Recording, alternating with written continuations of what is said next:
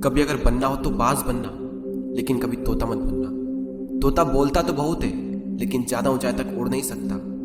बाज बोलता बहुत कम है, लेकिन सबसे ऊंचाई पर उड़ता है, और बाकी पंछियों का राजा होता है एक बाज। आज मैं आपको 5 ऐसे पॉइंट्स बताऊंगा जो कि हर इंसान को बाज से सीखना चाहिए, और लाइफ की बहुत बड़ी लर्निंग है इन 5 पॉइंट्स में।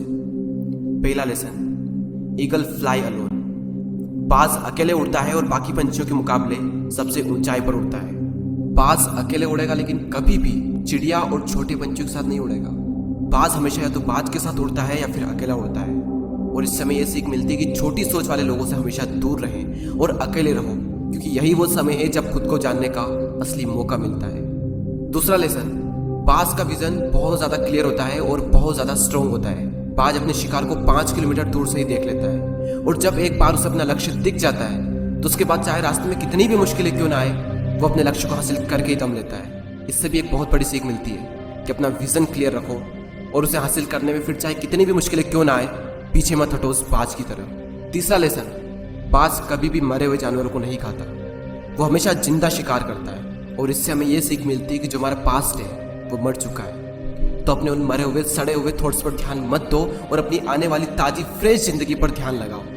अपने पास्ट की पुरानी यादें जो तुम्हें तंग करती है, उन्हें वहीं रहने दो जहां पर उसकी जगह है, और तुम्हारे पास्ट की जगह है तुम्हारे पास्ट में, उसे वर्तमान में जगह मत दो।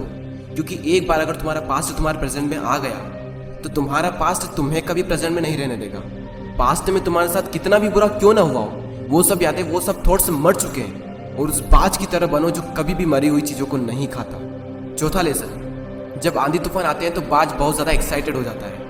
जब बारिश होती है तो सारे पंछी छिपकर बैठ जाते हैं, लेकिन बाज को बड़ा मजा आता है। जब तेज हवाएं चलती है तो बाज उन हवाओं के सहारे और तेजी से ऊपर की ओर उड़ता है, और ऊपर उड़ते उड़ते इतना ऊपर उड़ जाता है कि बादलों से भी ऊपर पहुंच जाता है। और इससे भी एक बहुत बड़ी सीख मिलती है कि मुसीबत में मजा ढूंढो। और नेपोलियन हिल ने एक बार कहा था कि हर बड़ी चुनौती अपने साथ में एक बहुत बड़ा अवसर लेकर आती है। तो उस बाज की तरह तुम भी अपने अवसर को पहचानो, और जिस दिन तुमने अवसरों को पहचान लिया तो सारी मुश्किलें तुम्हारे नीचे होगी और तुम उन मुश्किलों के ऊपर होगे। फिफ्थ लेसन, बाज अपने घोंसलों में से सॉफ्ट घास को हमेशा निकाल देता है, ताकि बाज का जो बच्चा होता है वो उसमें कंफर्टेबल ना हो सके, क्योंकि अगर वो घोंसले में कंफर्टेबल हो गया तो वो वहीं रहना पसंद करेगा। लेकिन बाज ऐसा कभी होने नहीं देता। बाज एक पंछी है, और उसे भी ये बात पता है कि there is no growth in comfort zone. लेकिन हम तो इंसान है ना, और इंसान होने के बावजूद भी कई सारे लोग इस बात को समझते ही नहीं। आप जितना ज्यादा कंफर्ट जोन में रहोगे, आपकी लाइफ आने वाले टाइम में उतनी ही ज्यादा अनकंफर्टेबल हो जाएगी।